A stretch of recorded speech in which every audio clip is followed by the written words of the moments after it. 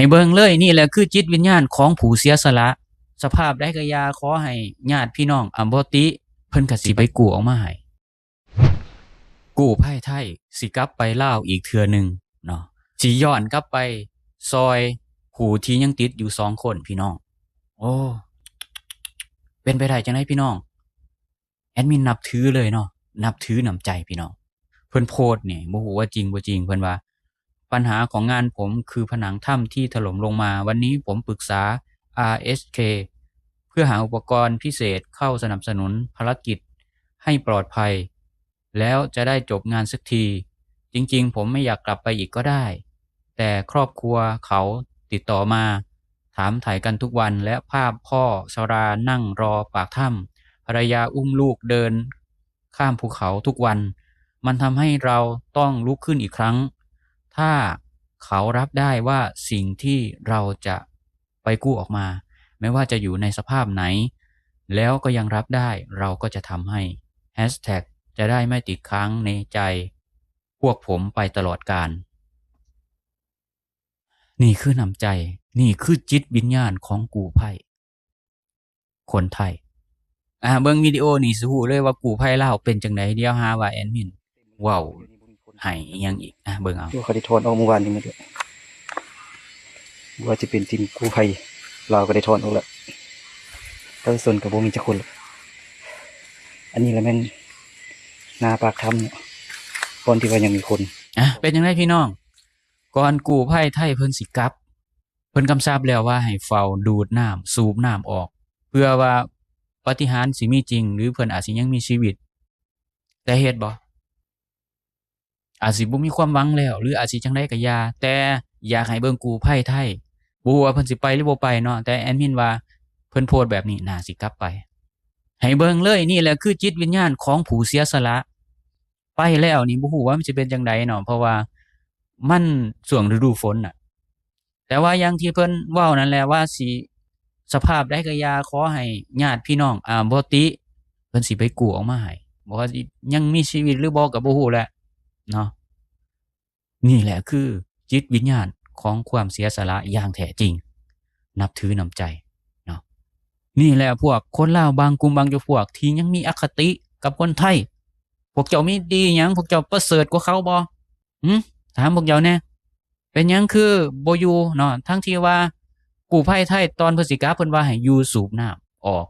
แต่บ่พากันเฮ็ดแล้วก็ทิ่มแบบนี้จิตวิญญาณของความเป็นกู้ภัยบ่ว่าสิยังมีชีวิตหรือบ่มีชีวิตต้องเอาออกมาให้ได้เห็นบ่พวกเจ้าเห็นบ่ว่าดีพี่น้องเขานั่งท่าเขารอท่า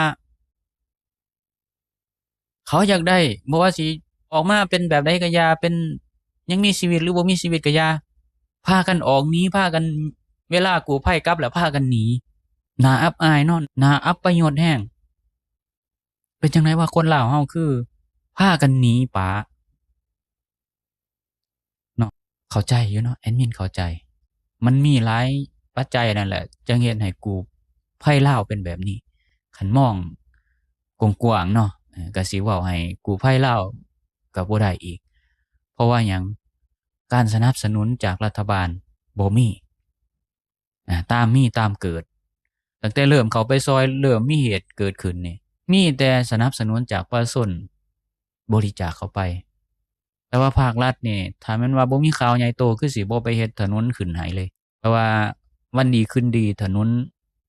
อยู่ในบ้านในเมืองเฮานั้นบ่เห็นเฮ็ดอิหยังได้บัดมีเรื่องจังซี่โอ้ไว้คือสิเขียวเอาคักแหน่แล้วจังได๋ปานนี้นี่แหละเบิ่งเอา1คุณภาพ2การสนับสนุนเนาะ3ความเสียสละยังบ่เพียงพอเนาะเบิ่งเอาพวกเจ้าผู้ใดที่มีอคติกับคนไทยตั้งแต่ 2-300 ปีที่แล้วจนฮอดซุมื้อนี้ย้อนว่าระบอบการปกครองมันเสื่อมทรามมันบ่อยากให้ปรองดองกับโลกเสรี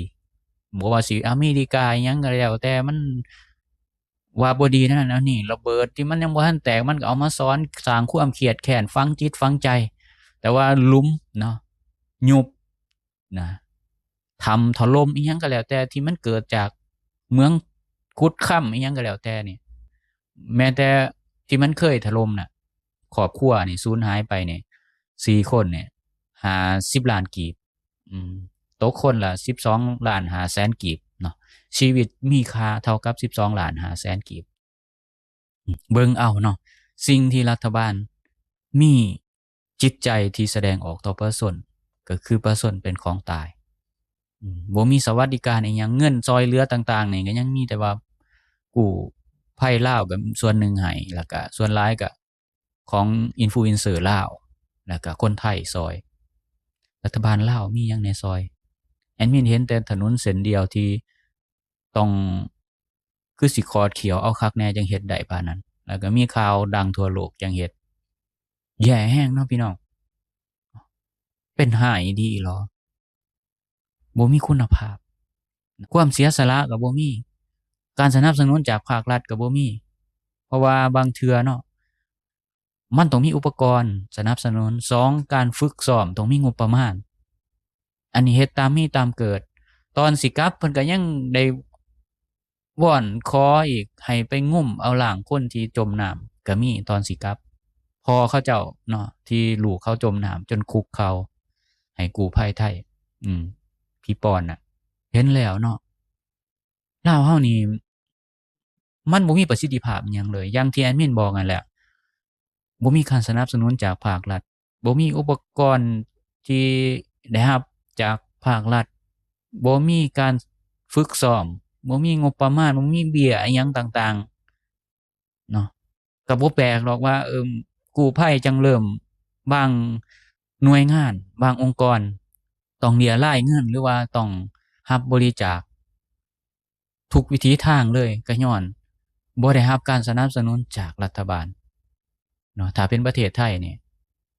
เงินภาษีนี่แหละของประชาชนนี่แหละที่ห้างร้านสาขาบริษัทต่างๆเขาบริจาคไปเพื่อลดหย่อนภาษีมันเป็นระบบของเขาเพิ่นบริจาคออกไปเพื่อลดหย่อนภาษีเอาไปเฮ็ดทางด้านอุปกรณ์การแพทย์หรืออิหยังก็แล้วแต่อุปกรณ์การกู้ภัยการอิหยังก็แล้วแต่อุปกรณ์หรือว่างบฝึกซ้อมต่างๆมีเนาะมีเบิดฝึกซ้อมมุดน้ำดำน้ำฝึกซ้อมไฟไหม้มีเบิดทุกอย่างนี่เบิ่งเอาเนาะคนลาวที่ยังมีอคติกับคนไทยเนาะแอดมินก็ต้องเว้าแหละคันบ่เว้าบ่ได้แหละพวกนี้มันบ่รู้สึกอิหยังพวกนี้มันจิตใจมันบ่คือคนปกติแล้วมันคิดหยังบ่ได้เลยโอเคสำหรับมื้อนี้ขอบมุกขอบใจขอบคุณสำหรับ FC ทุกท่านที่ให้เกียรติเข้ามาติดตามฟังรับชมหรือกดไลค์กด Subscribe เพื่อสิบ่พลาดคลิปต่อไปอีกพี่ต่อไปสำหรับมื้อนี้ขอกล่าวคำว่าสวัสดีครับสบายดีบาย